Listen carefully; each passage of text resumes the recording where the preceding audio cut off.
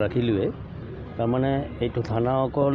নতুন ৰূপত সজাই পৰাই তোলা হোৱাই নহয় ইয়াৰ যিবিলাক ফেচিলিটিজ আছে বিশেষকৈ উইমেন এণ্ড চাইল্ডৰ কাৰণে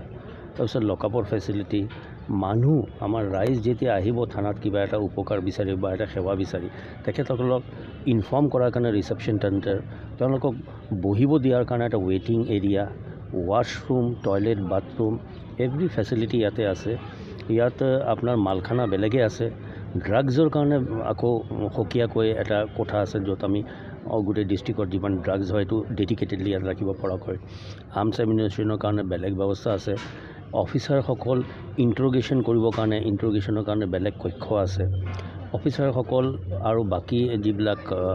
ইয়াত বিষয়ববী আছে তেওঁলোকে সকিয়াভাৱে বহি পেলাই ধুনীয়া কৰি কেছ ডায়েৰী লিখা বা তদন্ত কৰাৰ কাৰণে এই যিটো পৰিৱেশ এই পৰিৱেশটো মই ভাবোঁ তেখেতসকলক আৰু বেটাৰমেণ্টৰ কাৰণে বা উন্নতিকৰণৰ কাৰণে এই পৰিৱেশটো সহায় কৰিব আৰু এটা কথা চাওক এতিয়াতো পুলিচৰ যিটো ছাৰ্ভিচ সেইটোতো এতিয়াতো আৰু ডিউটি নহয় এইটো এটা ছাৰ্ভিচ হ'ল towards the citizens of the society and to the people of the society গতিকে এটা চাফ চিকুণ ধুনীয়া অলপ দেখিবলৈ ভাল সুবিধাজনক এটা যদি পুলিচ ষ্টেচন হয় অট'মেটিকেলি এই পুলিচ ষ্টেচনৰ পৰা মানুহে ৰাইজে আশা কৰিব যে আমি এতিয়া আগতকৈ বেছি ভাল কাম পাম এনেকুৱা এটা টাইম আছিল মানুহে কেতিয়াবা থানাত আহিব নোখোজে আৰু থানাত আহিলেও লেতেৰা অৱস্থা কিছুমান মানুহ মই দেখিছোঁ ছ'চিয়েল মিডিয়াতো কয় যে আমাৰ আৰক্ষী ইমান দিনে ৰাতি কাম কৰে ইমান বেয়া অৱস্থা কিয় তেখেতসকলৰ ইয়াতে আপোনালোকে গৈ ভিতৰত চাব পাৰিব ধুনীয়া মেইল আৰু ফিমেলৰ কাৰণে বেলেগকৈ সকিয়াকৈ বেৰেক বনাইছে ধুনীয়া থকাৰ ব্যৱস্থা কৰিছে প্লাছ ইয়াতো কোৱাৰ্টাৰো আছে এইটো নহয় কি যে এইটোৱে শেষ আৰু কৰিব লগা আছে ন' ডাউট কিন্তু আৰম্ভণটো যিটো হৈছে এই আৰম্ভটো এটা বৰ ভালভাৱে বস্তুটো আৰম্ভ হৈছে মই ভাবোঁ ইট উইল গ' এ লং ৱে ছাৰ এটা দেখিলোঁ এটা অত্যন্ত পৰিস্থিতি হ'ল তাৰপাছত কেইবাজনো আহত হ'বলৈ আছে নেকি নাই তেখেতসকলৰ ছিনিয়ৰ অফিচাৰ আহিছে মণিপুৰৰ পৰা একচুৱেলি বস্তুটো কিবা ইহঁতৰ খোৱা মেলা লৈ পেলাই অলপ ভুল বুজাবুজি হৈছে এইটো কিবা গোষ্ঠীসংগত বা এজনৰ কিবা গোষ্ঠীৰ লগত বেলেগ গোষ্ঠী এনেকুৱা টাইপৰ নহয় এতিয়া ট্ৰেইনিং কৰি থকা অৱস্থা ইয়াং ল'ৰাটো অলপমান কথা বাৰ্তাত ভুল বুজাবুজি হোৱাতে অলপমান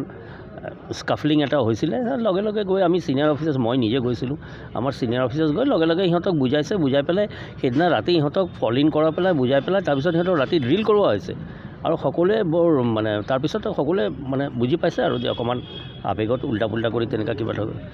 nothing related to any racism আৰু ইহঁতৰ ছিনিয়ৰ অফিচাৰ যোৱাকালি আহিছে আজি লাচিত বৰফুকন একাডেমীত আছে আমিও যোৱাকালিও গৈছিলোঁ কথা বাৰ্তা পাতিছোঁ যোৱাকালি বৰ ভালভাৱে ট্ৰেইনিং হৈছে এতিয়া পৰিৱেশ ধুনীয়া ছাৰ চোকা অস্ত্ৰ কেনেকৈ আহিল তাক লৈ বহুতে কিন্তু প্ৰশ্ন কৰিছে তাৰ ভিতৰত চোকা অস্ত্ৰৰ কথাটো এনেকুৱা হ'ল কি চোকা অস্ত্ৰতো যিকোনো বস্তু চোকা হ'ব পাৰে এইটো অস্ত্ৰই হ'ব লাগিব তেনে কথা নহয়